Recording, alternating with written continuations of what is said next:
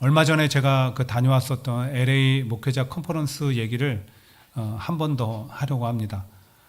그날 제가 출발할 때 아침 비행기가 8시 20분이었어요. 그래서 보통 2시간 전에는 도착을 해야 되니까 아침에 6시쯤에 JFK 공항에 도착을 했는데 국내선의 이른 아침이라서 그런지 터미널에 사람이 없더라고요.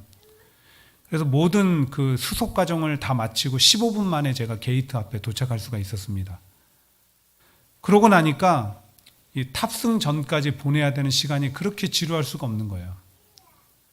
아침에 급히 나오느라 못했던 매일 성경 묵상도 하고 또 다가오는 주의 설교에 대한 여러 가지 또 묵상과 생각들도 하고 또 인터넷 뉴스도 보고 하는데 참 그 2시간 정도의 시간이 지루하게 잘 안 가더라고요. 그렇게 어쨌든 지루한 시간들을 보냈는데 이제 비행기를 타고 LA 공항에 도착을 했어요.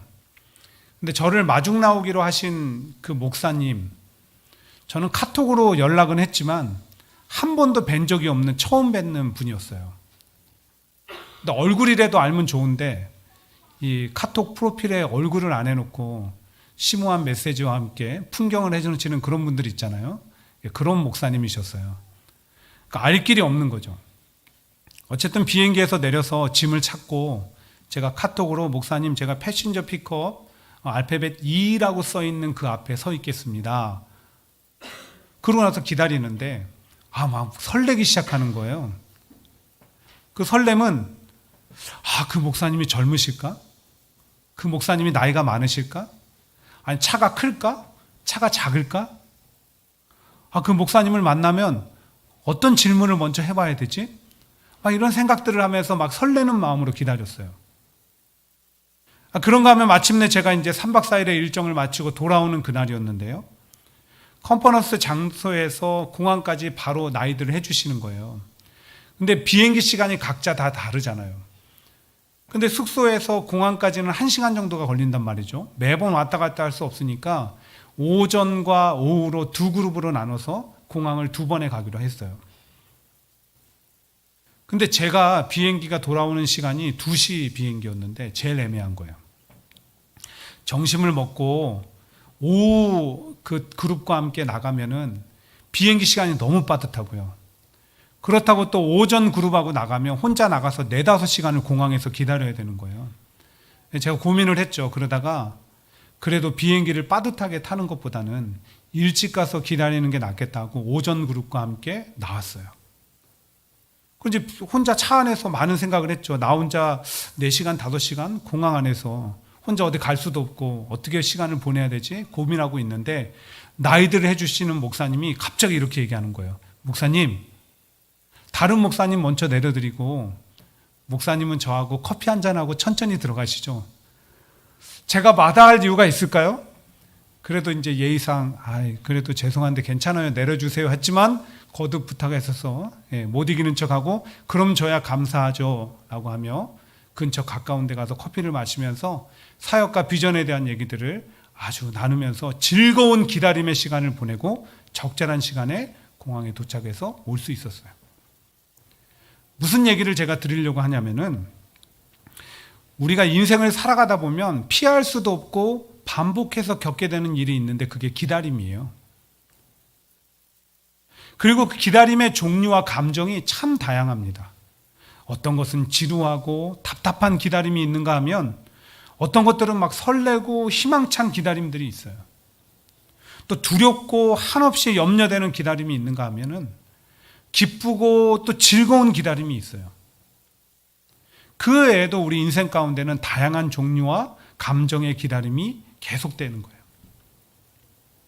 특별히 연말은 그 많은 기다림들 가운데 설레고 기쁘고 즐거운 기다림들이 많은 것 같아요. 그 이유는 좋은 사람들, 반가운 사람들과의 만남에 대한 약속들이 계속 있고 또 새해에 대한 기대와 소망이 있기 때문에도 그래요.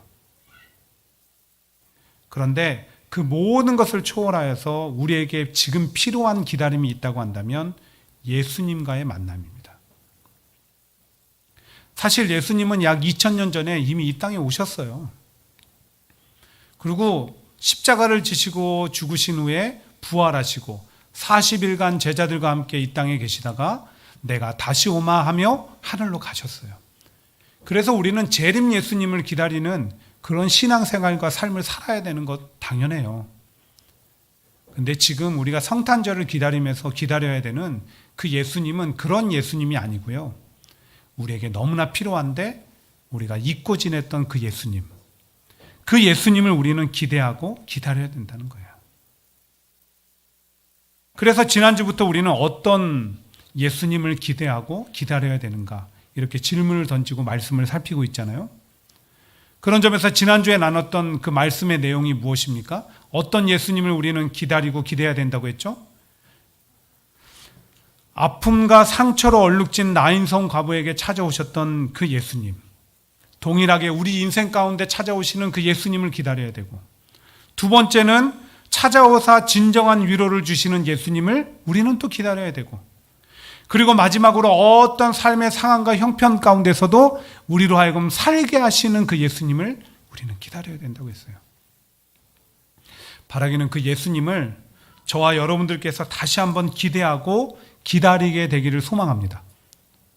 그리고 다가오는 성탄절을 통해서 우리가 그렇게 기대하고 기다렸던 예수님과의 만남이 각자의 삶 속에서 이루어져서 잃어버린 기쁨과 평안을 우리 가운데 회복하고, 무엇보다 그 만남이 우리 삶의 놀라운 변화들을 만들어내게 되기를 간절히 주님의 이름으로 축복합니다.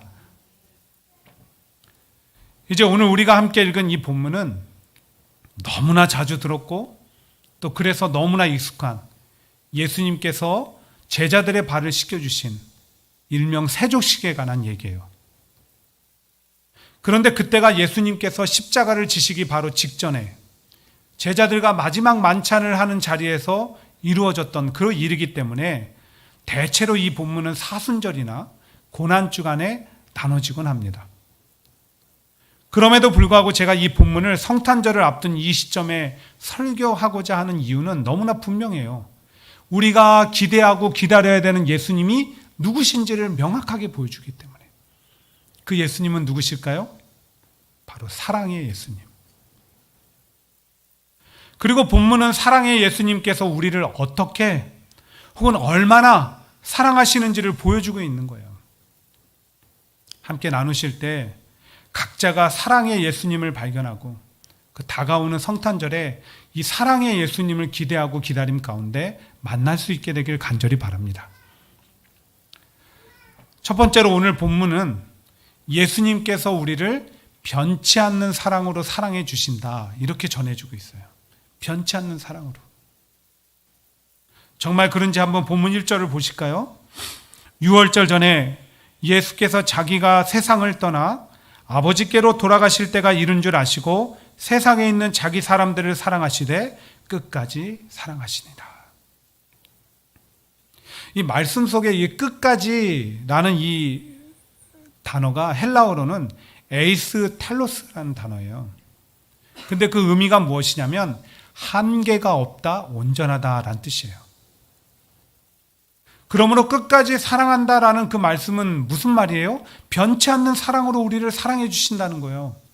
왜냐하면 그 사랑에는 한계도 없고 온전하기 때문에. 근데 누구를 그렇게까지 사랑하신다고요? 자기 사람들을.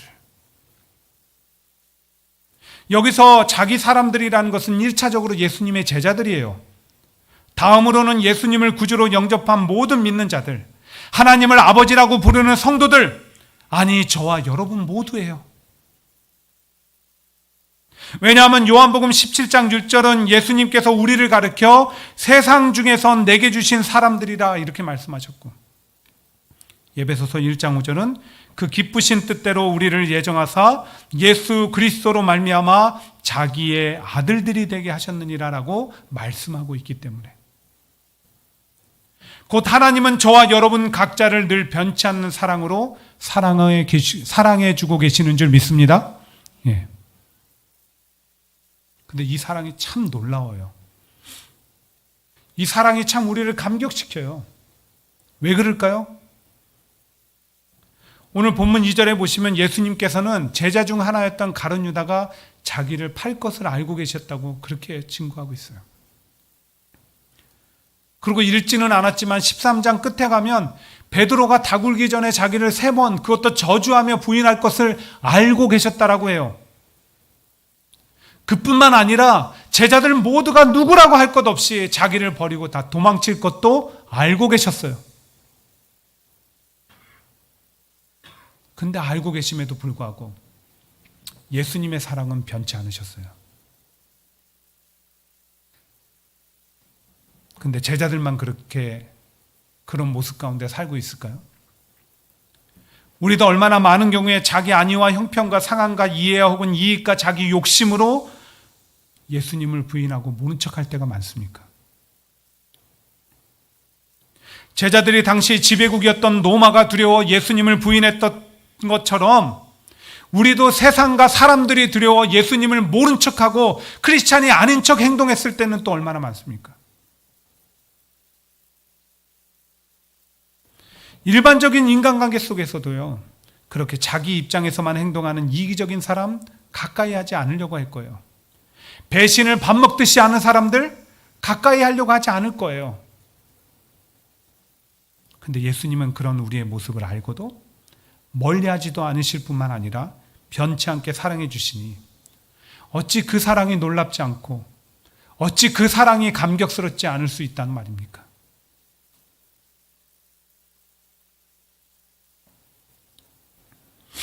마음을 열어주는 101가지 이야기라는 책 모두 알고 계시죠? 이 책은 다 실화예요. 거기 내용 중에 보면 헤럴드 블룸버그라는 사람이 이렇게 쓴 내용이 있어요. 그 내용이 무엇이냐? 아버지가 악성 췌장암에 걸리신 거예요. 그래서 그 시한부 인생을 받았어요. 날마다 힘겨운 투병을 하는 아버지, 그리고 그 생이 얼마 남지 않는 아버지를 위해서 나는 뭘 할 수 있을까? 이 아들이 고민하다가 한 가지 결심했어요. 매일 아버지를 안아주며 사랑한다라고 고백해야 되겠다. 근데 결심은 했는데 너무 쉽지 않은 거예요. 왜냐하면 아버지는 늘 무뚝뚝하고 권위적이셔서 아버지하고 그런 교제나 사랑의 고백을 나눈 기억이 없기 때문에 하려고 하는데 힘든 거예요. 근데 아버지에게 남은 시간은 얼마 남지 않았기 때문에 더 이상 지체할 수가 없었어요. 아들은 용기를 내어서 아버지를 안아드리고 아버지 사랑해요 라고 고백했어요. 근데 아버지도 그런 자식과의 교감을 나눠본 적이 없으니까 그냥 아들이 안아주면 어정쩡하게 서 있는 거예요. 근데 놀라운 일이 일어났어요. 아들이 날마다 안아드리며 아버지에게 사랑한다라고 고백한 200일째가 되는 그 날, 아버지가 손을 올려서 아들을 꼭 안으면서 사랑한다. 나도 너를 사랑한다 고백한 거예요. 아들의 사랑이 아버지를 변화시켰어요. 근데 이 감동적인 얘기를 읽으면서 이런 고백이 제 안에 터져나오는 거예요. 예수님, 제대로 예수님을 사랑하지도 그 고백도 하지 못한 나를 200번도 더 안아주셨죠.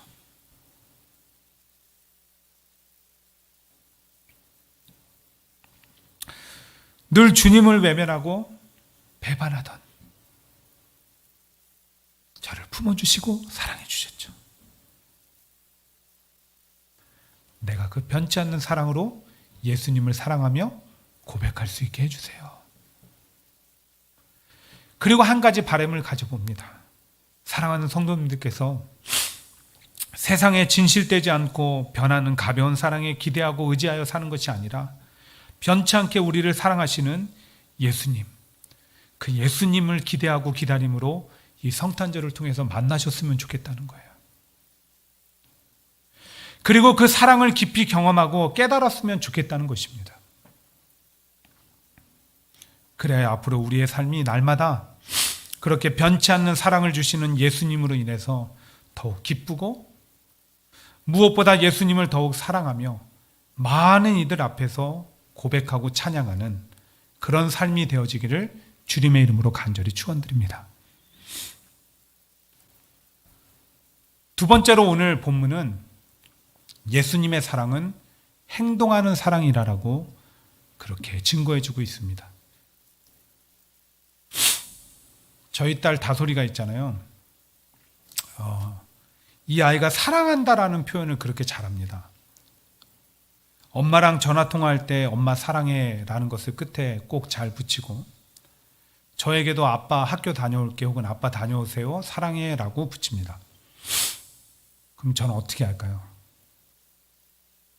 제 아내는 그런 딸아이의 고백에 그래 나도 사랑한다 라고 표현을 잘해주는데, 저는 제가 자랄 때 우리 집 분위기가 그런 분위기가 아니었어요. 뭐 지금도 저는 엄마 아빠한테 사랑한다라고 얘기해 본 적이 없어요. 그게 너무 어색하거든요. 그래서 제 딸아이가 그렇게 얘기하면 전 그래요. 그래 알았다. 어쨌든 저희 딸아이가 그렇게 사랑한다라는 표현을 잘하는데, 근데 뭘 부탁하고 시키면 그렇게 귀찮아요. 그 모습을 보고 있노라면 저 아이가 사랑한다라고 고백하는 것이 진실일까? 그런 생각이 들 때가 참 많아요. 근데 그렇다고 다솔이한테 가서 얘기하시면 안 됩니다. 그 아이가 늘 그렇게 순종하지 않고 그렇게 귀찮아하는 것은 아니고 가끔 그럴 때가 있는 거니까 그냥 우리끼리만 알고 말자고요. 어쨌든 여러분, 사랑은 동사다라는 얘기 들어보셨죠? 사랑은 마음만으로 생각만으로 충분하지 않고 행동으로 나타날 때 그게 진정한 사랑이 된다라는 거예요.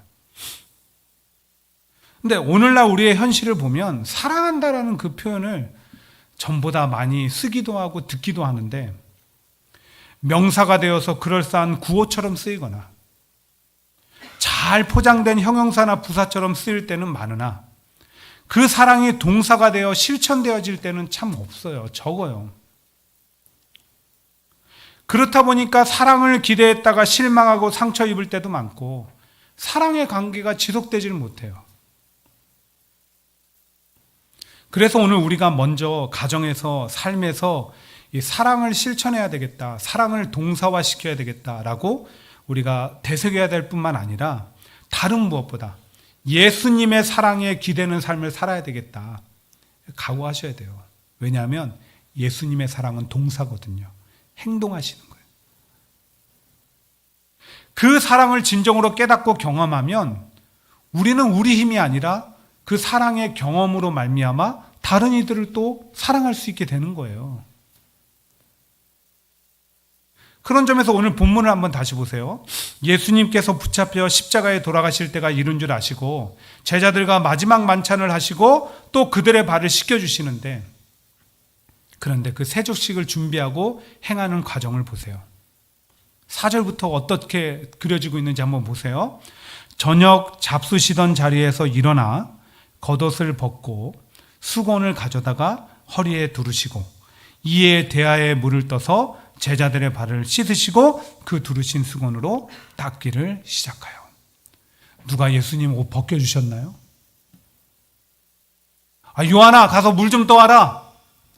베드로야 안드레야 야 수건 좀 가져올래? 얘네들 일렬로 좀 세워봐. 예수님 지금 그러고 계시나요? 아니에요. 친히 옷을 벗으시고 친히 수건을 두르시고 친히 물을 직접 갖고 와 씻기시고 금을 버리시고 샘을 떠오시고 그 모든 수고를 마다하지 않고 분주히 움직이시는 그 예수님의 모습이 여러분 속에 그려지십니까? 상상이 되세요?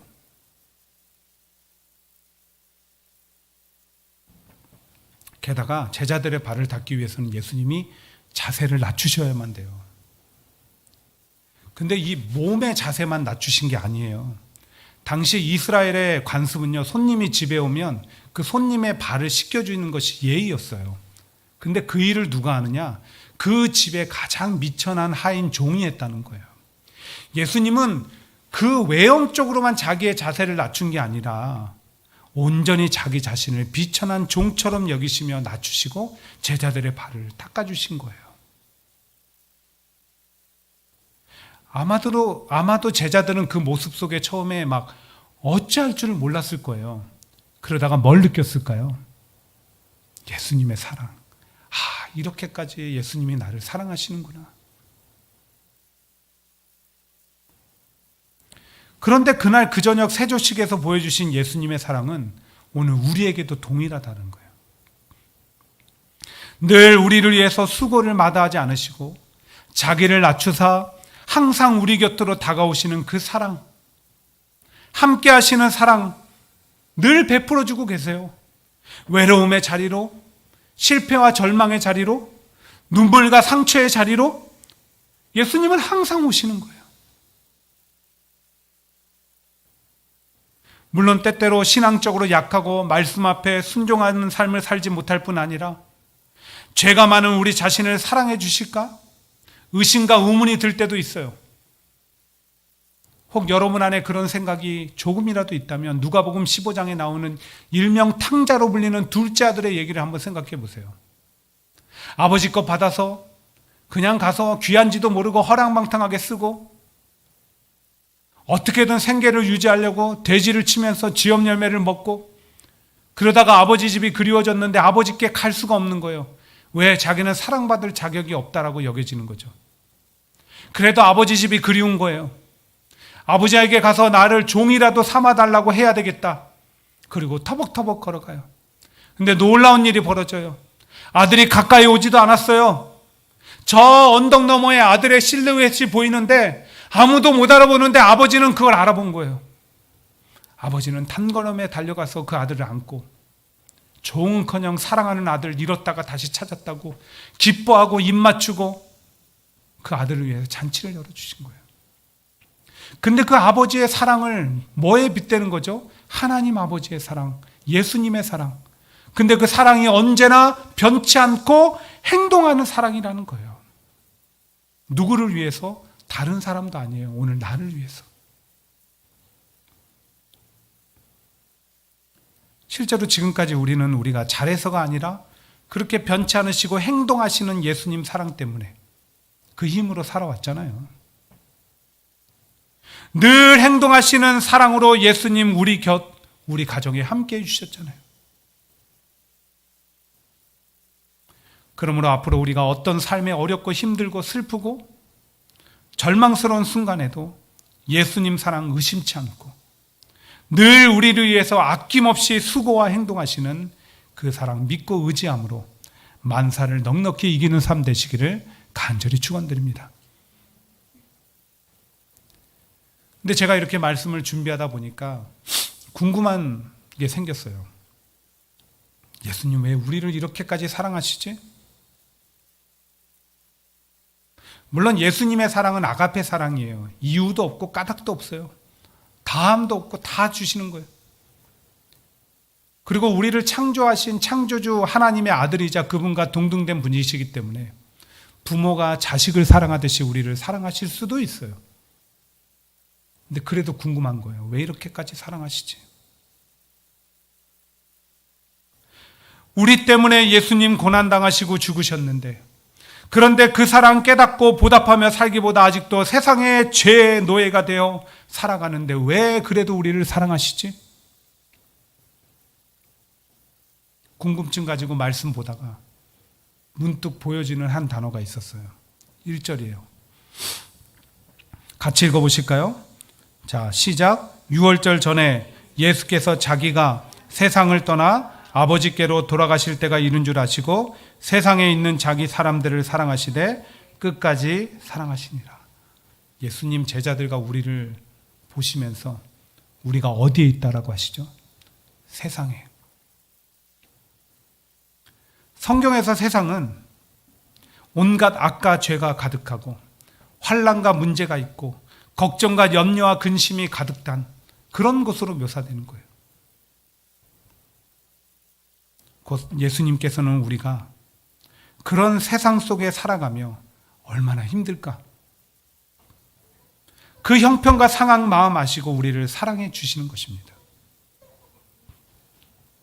자기보다 우리, 자기보다 나를 먼저 사랑하시는 사랑이시죠. 왜냐하면 그 사랑이면, 그 사랑하시는 예수님이라면 우리는 모든 것을 넉넉히 이길 수 있으니까요.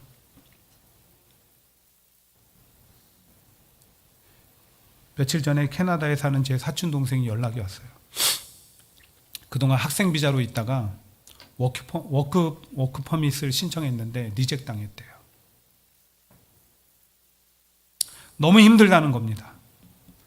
자기 심정을 카톡으로 알려왔는데 그대로 읽어드릴게요. 형, 살다 보니까 절망적일 때가 많은데 요 며칠 동안 그랬어. 먼저 이민자로 살아봤고 신분 문제로 고생해봤기에 그 심정을 100% 이상 이해할 수 있는 거예요. 근데 해줄 게 없더라고요. 그래서 답답했는데 생각해보니까 해줄 게 있더라고요. 그것도 너무 좋은 게 있더라고요. 기도였어요. 그리고 제 사촌 동생을 위해서 기도했어요. 다른 기도한 게 아니었습니다. 주님, 제 사촌 동생과 그 가정을 사랑해 주세요. 예수님 사랑이면 지금의 어려움과 역경도 넉넉히 이겨낼 수 있게 될 줄 믿습니다. 사랑하는 주님, 더 좋은 것 예비하고 계신 줄 믿습니다. 며칠 후에 연락이 왔어요. 형, 기도해줘서 고마워. 잘 해결됐어. 워크퍼밋 받았어. 이러면 좀 감격도 하고 아멘도 하셔야 되는데, 저는 그 말 속에 한 가지 사실 깨달았어요. 이건 저절로 제 동생의 수고로 이루어진 게 아니라 그 가정과 그 삶을 사랑하시는 예수님 사랑으로 말미암는 축복이구나. 그런데 이러한 일은 제 사촌 동생에게만 있는 일이 아닙니다. 모든 삶 가정들에게 있을 수 있어요. 곧 언제든지 이 세상 속에 살다 보면 원치 않게 고달프고 힘겹고 고민하고 염려하고 외롭고 힘들 때가 있다라는 거예요. 근데 바울은 그런 우리를 향해서 이런 고백을 들려줘요. 그러나 이 모든 일에 우리를 사랑하시는 이로 말미암아 우리가 넉넉히 이기느니라. 내가 확신하노니 사망이나 생명이나 천사들이나 권세자들이나 현재일이나 장래일이나 능력이나 높음이나 기품이나 다른 아무 피조물이라 할지라도 우리 주 그리스도 예수 안에 있는 하나님의 사랑에서 끊을 수 없느니라. 다른 사람이 있으면 감동되지 않았을 텐데, 다가오지 않았을 텐데, 고난의 세월을 무수히 살은 바울이 한 고백이라서 감동되고 마음에 다가오지 않으세요? 그의 인생살이의 비결이 환경과 조건과 자기 능력과 힘이 아닌 자기를 사랑하시는 예수님께 있었다는 거예요. 그런데 그 예수님이 지금도 우리를 동일하게 사랑하시고 그 사랑을 이 세상 가운데는 끊을 어떤 것도 없다라니, 이게 얼마나 큰 힘이 되고 감사합니까? 시간이 많이 지나서 말씀을 정리합니다. 사실 예수님 사랑 아무리 글로 설교로 설명하고 선포해도 직접 경험해보지 않으면 우리는 이해할 수 없습니다. 그래서 우리 주일학교 때 이 찬양 많이 했잖아요. 예수님의 사랑 신기하고 놀라워, 예수님의 사랑 신기하고 놀라워, 예수님의 사랑 신기하고 놀라워, 그 신사랑 하늘 그보다 높고 바다 그보다 깊고 우주 그보다 넓은 그 신사랑, 그 높이와 깊이와 넓이를 가늠할 수 없기에 경험해보지 않으면 그 사랑을 깊이 이해하지 못한다는 거예요. 지식과 생각에 머무는 사랑과 경험되어지는 사랑은 다른 거예요. 근데 너무나도 감사한 것은 우리를 향하신 예수님의 사랑이 지금도 변치 않게 또 행동하심을 통해 계속되고 있다는 사실이에요. 얼마든지 우리는 경험하고 이해하고 누릴 수 있는 거예요. 이를 위해서 다가오는 성탄절, 이 사랑의 예수님과의 만남을 기대하고 기다리고 또 사모하시길 바랍니다. 또한 나 역시 그 귀한 시간들을 통해서 사랑의 예수님께 한 걸음 다가가는 시간들이 됐으면 좋겠어요. 그리고 성탄절을 통해서, 연말을 통해서 그 예수님과의 만남이 실제로 이루어져서 그 사랑을 깊이 이해하고 경험하고 또 믿는 믿음 안에서 더 이상 삶의 어떤 것도 문제가 되지 않게 되기를 바랍니다. 이겨내고 승리할 수 있게 되길 바랍니다. 모든 신앙생활도 봉사도 그 사랑의 감동으로 할 수 있게 되길 바랍니다. 무엇보다 우리도 예수님을 더욱 깊이 사랑하며 예수님과 나의 관계가 사랑의 관계로 이루어지고 오늘 우리를 위해서 본을 보여주셨다고 했던 것처럼 그 사랑의 깊이 가운데, 깨달음 가운데 우리도 이웃에게 사랑을 실천하는 삶이 되시기를 간절히 주의 이름으로 축원드립니다. 오늘 말씀 생각하며